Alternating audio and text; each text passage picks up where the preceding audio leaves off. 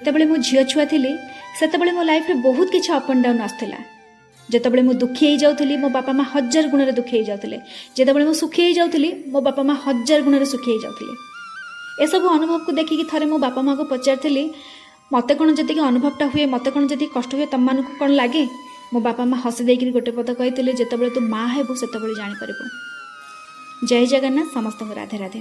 କାଲି ବାପା ପୁଅ ଯାଇଥିଲେ ସନ୍ଧ୍ୟାରେ ବୁଲିବା ପାଇଁ। ଆଉ ବୁଲିକି ଆସିଲା ପରେ କିଛି ସାମାନ ଧରିକି ପଳେଇ ଆସିଥିଲେ, କିଛି ଇଲେକ୍ଟ୍ରିକ୍ ସାମାନ ଧରିକିରି ପଳେଇ ଆସିଥିଲେ। ତ ସେସବୁକୁ ଟିକେ ବାହାରେ ରଖିଦେଇଥିଲି। ଆଉ ରାତିରେ ଶୋଇପଡ଼ିଥିଲି, ତାକୁ ଟିକେ ସଜାଡ଼ିକି ରଖିଦେଇଥିଲି। ତା ଭିତରେ କିଛି ଘରକରଣା ସାମାନ ପାଇଁ ଆଣିଥିଲି।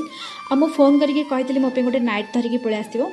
ସେଇ ନାଇଟ୍ ଡ୍ରେସ୍କୁ ଧରିକିରି ବି ପଳେଇ ଆସିଥିଲେ, କାରଣ ଘର ଅଛି ମାନେ ବହୁତ ଗୁଡ଼ିଏ ଜିନିଷ ବି ୟୁଜ୍ ହେବ। ଆଉ ଜାଣିଛନ୍ତି ଆମ ହାଉସ୍ ୱାଇଫ୍ ମାନଙ୍କୁ ବେଲା ଚଟୁରେ ହିଁ ଆମର ମାନେ ଜୀବନଟା ଯାଏ, ଦିନଟା ହିଁ ଯାଏ। ତ ଏଇ ପ୍ରକାର ଆଙ୍କ ସହିତ ସାଙ୍ଗ ହେଇକି ସବୁବେଳେ ରହିବା ପାଇଁ ଆମକୁ ସୁଯୋଗ ମିଳିଥାଏ। ଆଜି ଯେହେତୁ ସଣ୍ଡେ, ତ ସଣ୍ଡେରେ ଗଛପତ୍ରକୁ ଟିକେ ଜାଗ୍ରତ କରିଦେଇଥିଲି, କାହିଁକିନା ତାର କିଛି ପତ୍ର ଗୁଡ଼ାକ କାଢ଼ିଦେଲେ ଗଛ ଗ୍ରୋଥ୍ ହେବା ପାଇଁ ବହୁତ ଭଲ ଲାଗିବ। ରାତି 4ଟାରୁ ଏତେ ସାରା ବର୍ଷା ହେଉଛି, ମୁଁ ଭାବିଥିଲି 3-4 ଦିନ ହେଲା ବର୍ଷା ହେଉଛି ନା, ଭାବିଥିଲି ଗଛ ପୋଚି ଯାଇଥିବ। ତ ସେଇ ଭିତରେ ଗଛ ଯାକ ଟିକେ ଯାଇକି ଦେଖିଦେଇଥିଲି। ଆଉ ଗଛର ଜୀବନ ଅଛି ତ ଆମର ବି ଜୀବନ ଅଛି, ଗଛର ଜୀବନ ନାହିଁ ତ ଆମର ବି ଜୀବନ ନାହିଁ। ତ ଏଇ ଭିତରେ ପାଣି ଗୁଡ଼ା ବହୁତ ଗଛରେ ଜମାଟ ହୋଇଯାଇଥିଲା, ସେଇ ସବୁକୁ ସଫା କରିଦେଇଥିଲି। ତାପରେ ଛାତ ଉପରେ ଟିକେ ବୁଲାବୁଲି କରିଥିଲି। ଛାତକୁ ଆସିଲା ବେଳକୁ ଏସବୁ ଦୃଶ୍ୟ ଦେଖିଲେ ମନ ଖାଲି ମାନେ ଗୋଟେ ଡିପ୍ରେସନ୍କୁ ହାଲକା ହୋଇଯାଇଥାଏ। ଏତେ ସୁନ୍ଦର ଲାଗେ, ମାଇଣ୍ଡ ବ୍ଲୋଇଂ ଲାଗେ, ମନଟା ଗୋଟେ ରିଲାକ୍ସ ହୋଇଯାଇଥାଏ। ଏମିତି ଲାଗେ ଅନ୍ୟ କେଉଁ ରାଜ୍ୟରେ ମୁଁ ଅଛି କି, ଅନ୍ୟ କେଉଁ ରାଜ୍ୟରେ ମୁଁ ଅଛି କି, ଏମିତି ଗୋଟେ ଫିଲ୍ ହେଇଥାଏ। ସତରେ ଆପଣମାନଙ୍କ ପାଖରେ ଯଦି ଘର ପାଖରେ ପାହାଡ଼ ପର୍ବତ ଥିବ ନା, ସତରେ ବହୁତ ଖୁସି ଲାଗୁଥିବ ବୁଲାବୁଲି କରିବା ପାଇଁ। ତା ସହିତ ଏମିତିକା ବର୍ଷା ପାଗରେ ଆହୁରି ତ ଖୁସି ଲାଗୁଥିବ। ତା ସହିତ ବ୍ରହ୍ମ ମୁହୂର୍ତ୍ତରେ ଯେତେବେଳେ ଉଠିକି ଆପଣମାନେ କାମ କରୁଥିବେ ନା, ମନଟା ଆହୁରି ଆନନ୍ଦିତ ଲାଗିଯାଉଥିବ।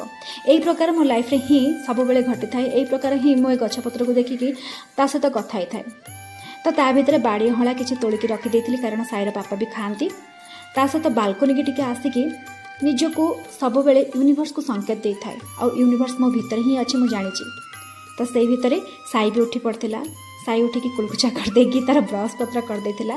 ଚା ଟିକେ କରିଥିଲି, ମୋ ସହିତ ମିଶିକି ସେ ଚା କରିଦେଇଥିଲା, ଚା ଟିକେ ପିଇ ଦେଇଥିଲା। ଆକ୍ଚୁଆଲି ମୁଁ ତାକୁ ଚା ଦିଏନି, କିନ୍ତୁ ଆଜି ଯେହେତୁ ମୋ ମନ କାହିଁକି ଦୁଃଖ ହୋଇଯାଇଥିଲା, ସେ କଥାକୁ କାହିଁକି ମୋ ବାପା ମାଆର କଥାକୁ ମନେ ପଡ଼ିଗଲା, ମୁଁ ଆପଣମାନଙ୍କୁ କହୁଛି। ଆଜି ଯେହେତୁ ସାଇର ଜନ୍ମଦିନ, କିନ୍ତୁ ଜନ୍ମଦିନ ପାଳନ କରି ହେଉନି, କାହିଁକିନା ଘରର ଗୋଟେ ବଂଶର ଲୋକ କିଏ ମରିଯାଇଛନ୍ତି। ସେଇ ଭିତରେ ଖାଲି ବାପା ପୁଅ ଯାଇକି କେକ୍ ଗୋଟେ ଧରିକି ଆସିଥିଲେ, ଖାଲି ତାକୁ କାଟିକି ଆମେ ତାକୁ ଟିକେ ଖୁଆଇ ଦେଇଥିଲୁ। ସେଇ ଭିତରେ ତାର ସେଲିବ୍ରେସନ୍ ସରିଯାଇଥିଲା। ଆଉ ସେତିକିରେ ଖୁସି ଯେଉଁ ହେଇଗଲା, ସେତିକି ମୋ ମନରେ ବହୁତ କିଛି ମାନେ ଖୁସି, ତା ଖୁସି ଯେତିକି ନାହିଁ 1000 ଗୁଣରେ ମୋ ଖୁସି ସେଠି ରହିଗଲା। ଆଜି ଫିଲ୍ କରିପାରିଲି ସତରେ